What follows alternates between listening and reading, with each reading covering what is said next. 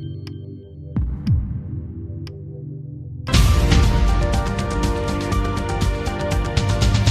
वालेकुम, आदाब दोस्तों। मैं हूं शम्स सईद और आप देख रहे हैं न्यूज़ हर खबर आप तक।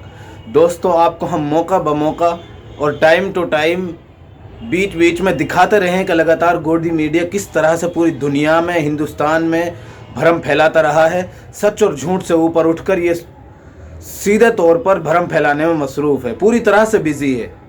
दोस्तों, यूक्रेन और रूस के वार का जो है फिलहाल मौजूदा तौर पर जो एक बहुत ही संवेदनशील मुद्दा बना हुआ है। चारों तरफ उन पर जो छोटी मोटी वार जो वहाँ पर शुरू हो चुका है, एक दूसरे पर बमबारी का भी आरोप लगाए जा रहे हैं। लेकिन उस सब से बड़ा जो तीसरे युद्ध की जो आशंका जताई जा रही है, उससे कहीं बड़ा युद्ध हिंदुस्तान की गोदी मीडिया ने छेड़ रखा है।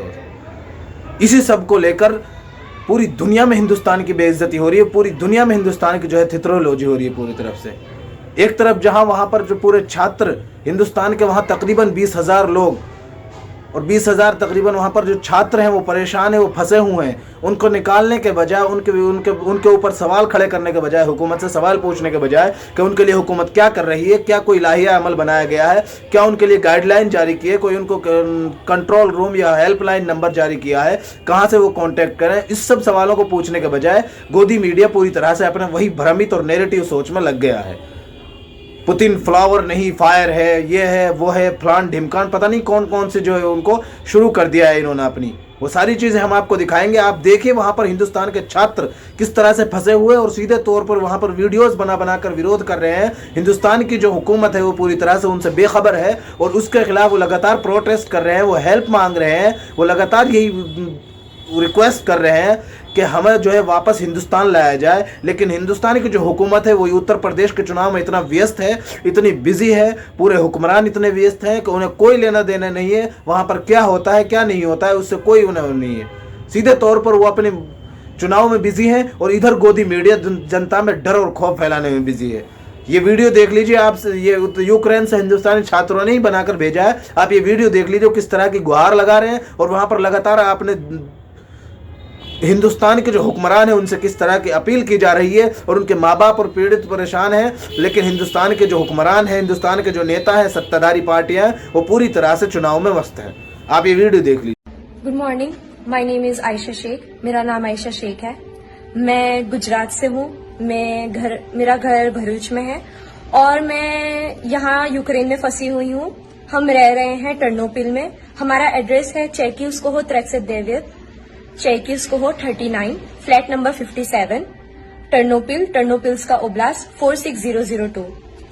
हम सारे सिचुएशन से हम स्टूडेंट्स कब से बोल रहे थे हमारी एम्बेसी को, हमारी यूनिवर्सिटी को, हमारी एम्बेसी ऑफ इंडिया को, दैट हम यहाँ पे फंसे हुए हैं। बट हमारी यूनिवर्सिटी ने ना कोई डिसीजन लिया, ना एम्बेसी वालों ने यूनिवर्सिटी को प्रेशराइज किया।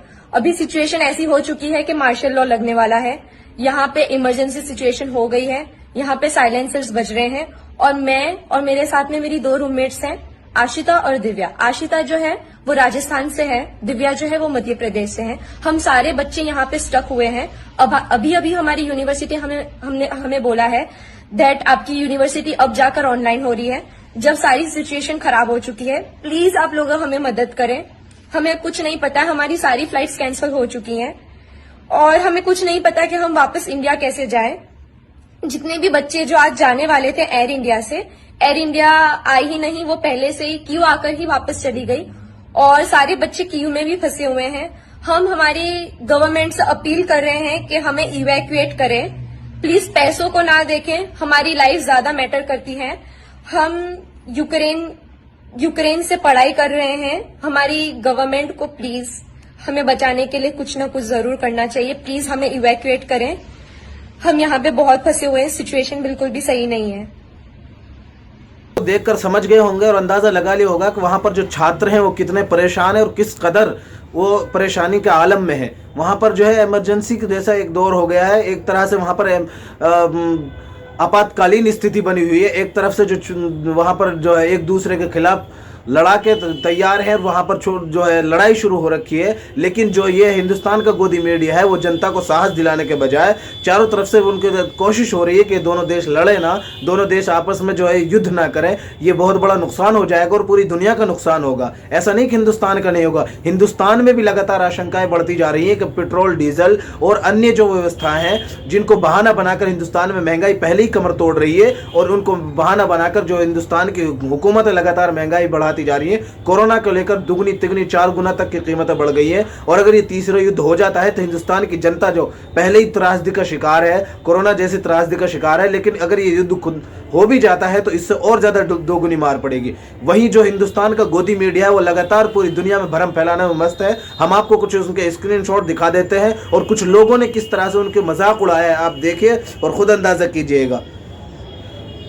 सबसे पहले आपको बता दें कि इस पर जो है रवीश कुमार ने बहुत सख्त टिप्पणी करते हुए, बहुत एकदम गुस्से का इजहार करते हुए सीधे तौर पर इन्होंने ये कहा है कि टीवी चैनलों पर यूक्रेन रूस के प्रसारण को देखिए, युद्ध के मंजर के वीडियो गेम में बदल दिया गया है। रवीश कुमार ये उसी तरफ इशारा है कि टीवी 9 भारतवर्ष और अन्य जो चैनल हैं, और किसी एक चैनल ने वो वीडियो गेम था उसको जो है यूक्रेन और रूस का वीडियो बनाकर वो बताकर उसको जो प्रसार कर दिया और उसका प्रसारण कर दिया और लोगों तक पहुंचा दिया कि वहां पर युद्ध शुरू हो चुका है, जबकि वो वीडियो गेम था और उसी की वीडियो क्लिप जिसको हम आपको बता दें कि जो ट्विटर अकाउंट से भी हटा दी गई है ताकि लोग भ्रमित ना हो। इन्होंने सीधे तौर पर गोदी मीडिया को निशाना बनाते हुए लिखा है और सीधे तौर पर यही कहना है इनका कि जितना जो गोदी मीडिया भ्रम फैला रहा है उतना वहां पर कुछ नहीं है। वो अलग बात है कि वहां पर स्थिति जो है संवेदनशील बनी हुई है। ये सत्यनारायण प्रसाद जी हैं, सत्यनारायण जाट जी हैं, ये लिखते हैं कि अगर यूक्रेन में गोदी मीडिया वालों का कोई अपना होता तो पता चलता। टीआरपी के लिए ऐसी हेडलाइन बनाना वाकई शर्मनाक है। फायर की आंच में किसी के भी बच्चे आ सकते हैं और बच्चे बच्चे होते हैं, चाहे भारतीय हों या यूक्रेन के हों या रूस के हों या अन्य देश के हों। इन्होंने उसी पर जो है टिप्पणी करते हुए लिखा है कि जो पुतिन जो फायर नहीं, ये हम आपको दिखा रहे हैं, ये जी न्यूज़ की जो इन्होंने जो हेडिंग बनाई है और वहाँ पर एक थंबनेल चलाया है कि फ्लावर नहीं फायर है पुतिन। आप देखिए किस तरह से वहाँ पर जो है इनका जो मजाक उड़ रहा है पूरे सोशल मीडिया पर, और किस तरह से इनको जो है पूरे हिंदुस्तान की बेइज्जती करा रहे हैं। और वहीं एक दूसरा देख लीजिए, जी न्यूज़ का ही दूसरा ये हेडिंग है और इन्होंने लगा रखा है थंबनेल, ये पुतिन है घर में घुसकर मारता है। आप देखिए किस तरह से एक प्लेटफॉर्म पर जहां से दुनिया भर में मैसेज जाता है, जहां से लोगों के लिए प्रचार और जहां समाचार प्रसार करने का जो जरिया है उस पर किस तरह के भ्रमित और भ्रम फैला रहे हैं। वहीं मोहम्मद जुबैर जी है, इन्होंने लिखा है वार मॉन्जरिंग न्यूज़ चैनल्स एंड एंकर्स, ये पुतिन है और फ्लावर नहीं फायर है। ये सब इन्होंने जो है ट्वीट करते हुए ये भी लिखा है, इन्होंने भी लिखा है। ये रोफी गांधी 2.0 इन्होंने लिखा है, पुतिन ने कल मोदी से बात करते हुए बताया कि अगर वो यूक्रेन पर हमला ना करते तो सुधीर चौधरी और रजत शर्मा कर देते। बात बहुत आगे बढ़ चुकी थी, मजबूरी में ये कदम उठाना पड़ा। आप देखिए दोस्तों किस तरह से इनकी जो है भद पिट गई है और किस तरह से इन्होंने पूरे हिंदुस्तान में क्या पूरे देश में कोई इन्होंने बदनाम करके रख दिया है। सोशल मीडिया और जितने भी प्लेटफॉर्म है सब पर मजाक उड़ाया जा रहा है। ये पिंकू शुक्ला जी हैं, लिखते हैं पुतिन के ऊपर टीवी 9 भारतवर्ष का इतना दबाव था कि उन्होंने हमला करना ही पड़ा। आपको पता होगा कि टीवी 9 जो लगातार आर्मीनिया और अजरबैजान की लगातार उन्होंने कवरेज दिखाई और उससे इसमें भी उन्होंने बढ़ चढ़कर वीडियो गेम तक को शेयर कर दिया, लोगों तक प्रचार प्रसार पहुंचा दिया। उसकी वजह से लोग उन पर टिप्पणियां कर रहे हैं, लोग उन पर जो है तनकीद कर रहे हैं, निशाना बना रहे हैं, मजाक बन रहा है उनका, लेकिन नहीं समझ रहा तो सिर्फ गोदी मीडिया। यही भगत राम है, ये लिखते हैं कि रूस पर जवाबी हमला कर सकता है अमेरिका, जी न्यूज़ से मांगी रूसी ठिकानों की जानकारी सूत्रधार। कितनी बड़ी जलालत और इनकी जो है रुसवाई इनका मुकद्दर बन गई है, इनका कितनी जो है मजाक बन रहा है कि जो है अमेरिका की तरफ से सूत्रों के जरिए खबर मिली है कि रूस पर पलटवार कर सकता है, और जी न्यूज़ से जो बड़ा चढ़ाकर दिखा रहे हैं फ्लायर है फायर है और घर में घुसकर मारता है, उसका मजाक जो बन गया है उस सब को लेकर लगातार इन्होंने जो मजाक बनाया जा रहा है इनका। तो आप खुद अंदाजा कर सकते हैं किस तरह से ये लोग भ्रमित कर रहे हैं। और जहां एक तरफ माता पिता इनके परेशान है, बच्चों के माता पिता परेशान है, वहीं जो एक न्यूज़ निकल कर आ रही है वहां के जो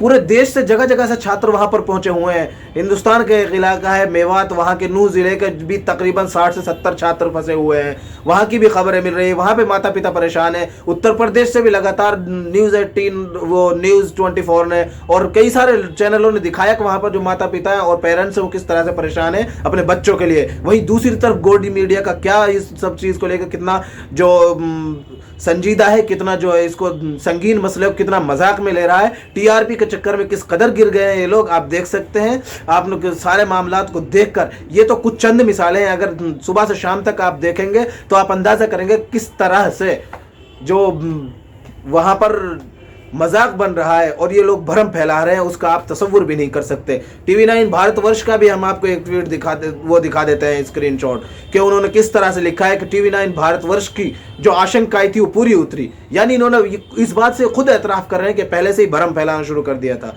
आप देखिए, आप जानते हैं दोस्तों, किसी भी युद्ध, दो देशों के दरमियान युद्ध पूरी दुनिया पर असर डालता है। सेंसेक्स लगातार गिर रहा है, शेयर बाजार लगातार गिर रहा है, सराफा में लगातार गिरावट आ रही है। और अगर ये युद्ध हो जाता है तो आप भी जानते हैं कि जो हिंदुस्तान में जो महंगाई लगातार पहले ही कोरोना की वजह से त्रासदी पूरी तरह से फैली हुई है और महंगाई अपने उच्च स्तर पर पहुंची हुई है।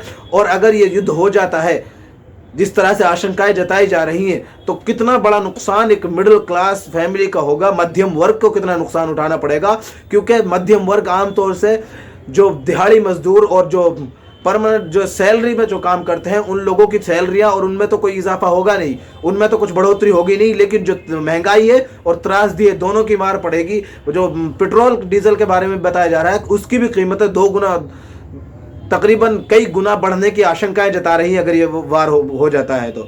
आप खुद अंदाजा कीजिए कि इतने संवेदनशील मुद्दे पर, इतने संगीन मुद्दे पर किस तरह से जो है जी न्यूज़ हो, और भी बहुत सारे जो टीवी 9 भारतवर्ष हो, इन सब के जो हमने स्क्रीनशॉट आपको दिखाया किस तरह से भ्रम फैला रहे हैं। हमारा आपसे निवेदन है, इस सबको देखने के बाद आप समझ गए होंगे कि हिंदुस्तान का गोदी मीडिया शुरू से लगातार जो भी जहां पर भी जिस हद तक चापलूसी कर सकता है, हुकूमत की चापलूसी करता है। और जो भी छोटा सा एंगल उनको मिलता है उसमें पूरी तरह से जो है भ्रम फैलाना में जुट जाता है और जो है पूरी तरह से गोदी में बैठ चुका है एक तरह से। आपसे हमारा निवेदन है कि जो गोदी मीडिया जो भ्रम फैला रहा है, इन सब अफवाहों पर ध्यान ना दें।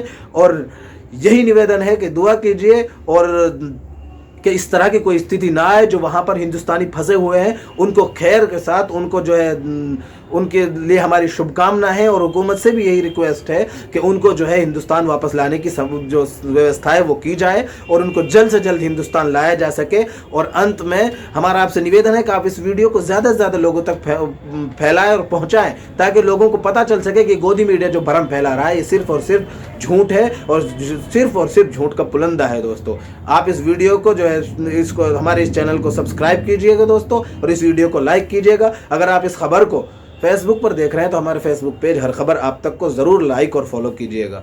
आज के इस वीडियो में इतना ही, हमें दीजिए इजाज़त। जय हिंद, धन्यवाद दोस्तों।